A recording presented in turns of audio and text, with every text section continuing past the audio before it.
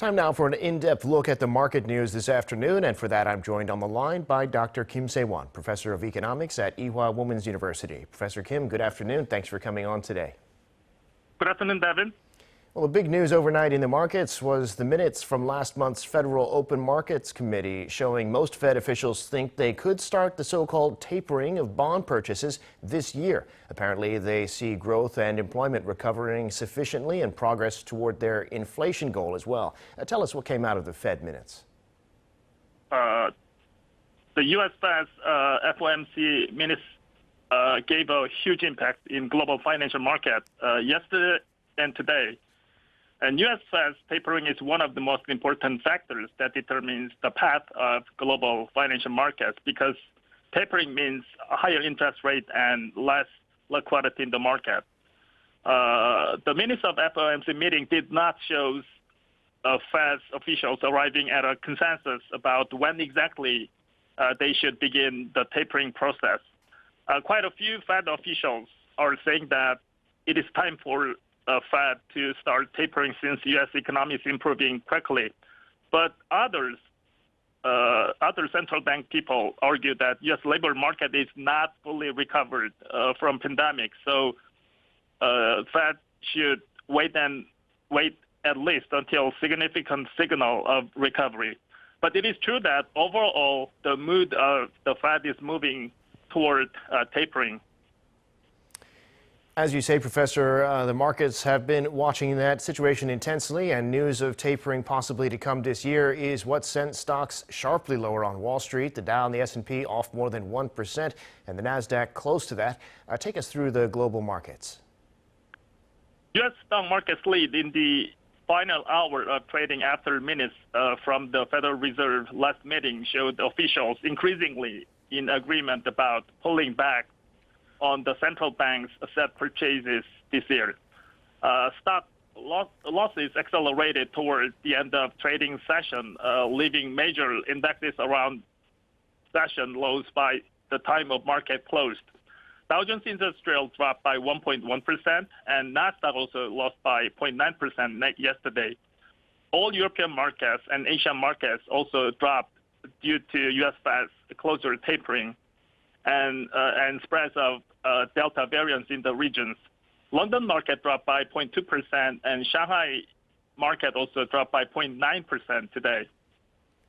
And Korean stocks today down even more than Wall Street. It's been a couple of rough weeks for the local market. Just yesterday snapping an 8-day losing streak, and now down by almost 3%. Only a few really bright spots out there. SK Bioscience, some of the companies that went public recently like Kakao Bank and Krafton.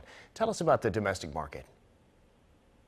Compared to other major markets in global market, there was a huge drop in domestic market today. Kospi lost by 1.9%, and Kosdaq even more lost by 2.9% today. Like other major markets in foreign countries, domestic market was much affected by increased possibility of U.S. tapering. As U.S. Fed's tapering comes closer, the possibility of Bank of Korea's interest rate hike comes closer too, which becomes strong negative effect on domestic market. In investor-wise perspective, the larger net sales by foreign investors became the fundamental driving force of the market today. In both markets, foreigners sold stocks 330 billion won in Kospi and 150 billion won in Kosdaq respectively. With all this uncertainty, we have seen a rise in the dollar index and investors moving there for safety. And as you say, Professor, there's been basically nonstop selling here in Korea by foreign investors.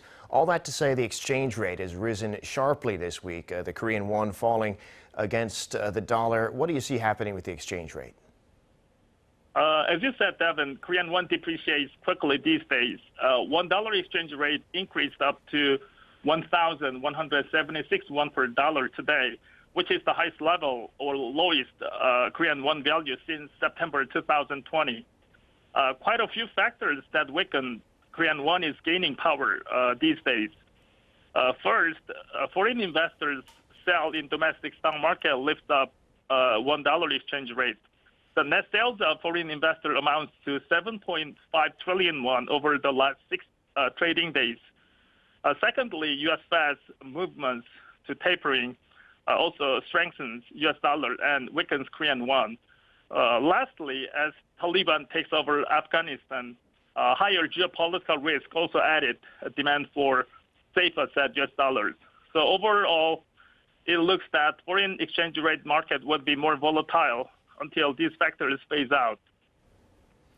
Well, finally, Professor, work is starting on the Korean government's budget for next year, and reports say it could top 600 trillion won for the first time. That'd be more than $500 billion.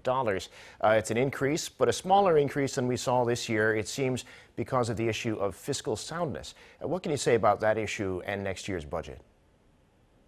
Korean government is seeking to draw up a national budget of around 600 trillion won, or 513 billion US dollars for next year in a bid to maintain expansionary fiscal spending in the middle of pandemic.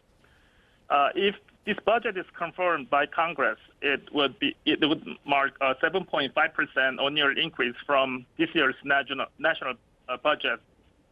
But the size of next year's budget may top 600 trillion won, depending on how the fourth wave of pandemic plays out, because the government is struggling to stem recent flare-up in COVID-19 cases amid a fast spread of highly transmissible Delta variant and slow vaccination.